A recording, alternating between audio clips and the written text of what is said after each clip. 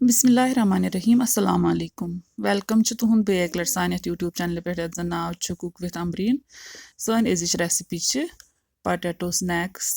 तो चलो करो इस रेसिपी स्टार्ट यन नम ٲलवٕ निम्स थम मे पील कर तो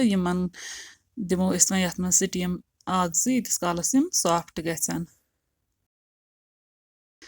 यन वो ٲलवٕ निम्स बॉयल थे कर सॉफ्ट गम बिल्कुल तो बे नी यन यह दान वल अत मे थोमुत न्युक न्युक कर तो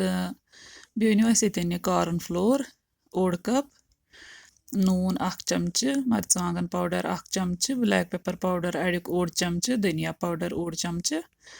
तो इस करो नम ٲलवٕ वन गो मैश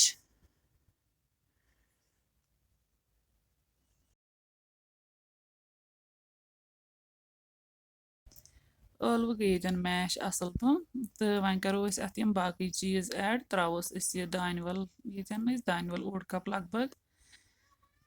तो बे त्रोस नम बाकी मसाल तो यम त्रो अत मज तो करो वन यह मिक्स यह वन तिथे अथ सत करो मिक्स अत अनो असल पे छलित साफ कर तो करो यह मिक्स वन तो बनाओ ओट बनान आटस बनान दो तो तिथे पे बनाओ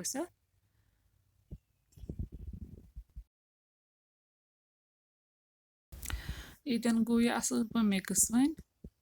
तो अतन हेकू तुम अत कह शेप वन दित कह चीज बनायत अत हेको अतन बनायत पोटैटो स्माइलीज हेको अत बनायत पोटैटो डोनट्स तो वन ओन मे यह पाइपिंग बैग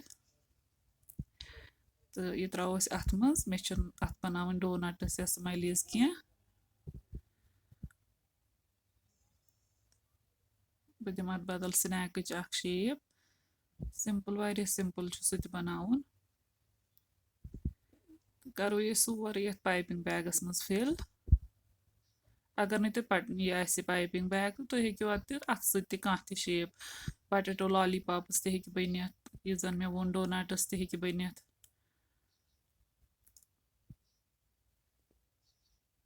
पाइपिंग बैगस मज भरन पत न्यू मे यप प्लेट अत मज त्र मे अड़ फिल तो त्रो अथ पे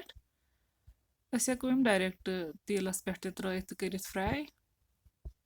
तो इत पे हेको थत इत पे बनान स्टिक पोटैटो स्टिक्स हिश तो अगर सन चैनल गोडनिच लट वुचान तो चैनल कर जरूर सब्सक्राइब भी दिवान पन फीडबैक कमेंट सेक्शनस में रेसिपी किस बासेव तह तो अम पत न्यू मे यपर तील तील गरम कर तील युथु गरम गस तो अत मज त्रो पोटैटो स्टिक्स मगर युथ पे मे हुथ पे त्राए बने न तमे आई कह ये मज गई थोड़ा फुच मज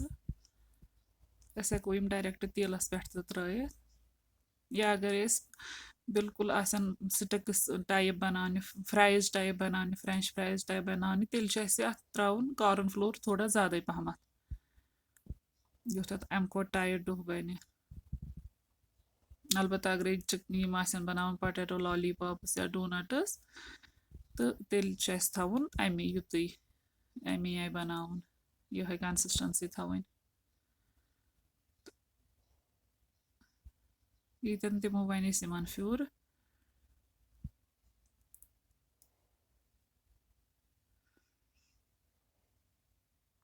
यन हेको पे पन्ने पसंद हिंद शेप कह दिथ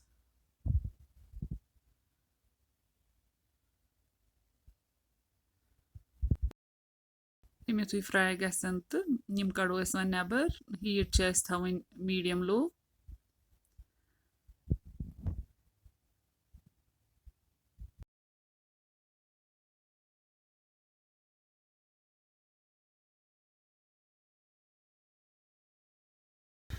वन न्यू मे यह पाइपिंग बैग तो वन कोर मे डायरेक्ट यह तेलस मज यह तिकेज पे अगर प्लेटस मज त्रावान तिथ पे फुटान तो यन हेको कह शेप बनाइथ वन स्टिक्स बनाओ या राउंड शेप बनाओ या कह शेप बनाओ मगर बह करो तुम सजेस्ट अगर तुम स्टिक्स बनाने कॉर्न फ्लोर नीजो थोड़ा ज़्यादा पहमत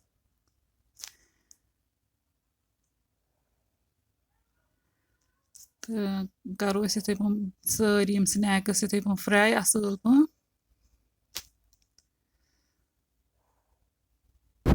इथे पह सारी स्नैक्स फ्राई कर पत गई अथ सान रेसिपी रेडी यह करो सर्व इफ्तारस केचपस तो तुम अगर सान अजिच रेसिपी पसंद आम वीडियो करो लाइक तो शेयर बे दीजो पन फीडबैक कमेंट सेक्शनस मज रेसिपी करो ज़रूर ट्राई अल्लाह हाफिज़।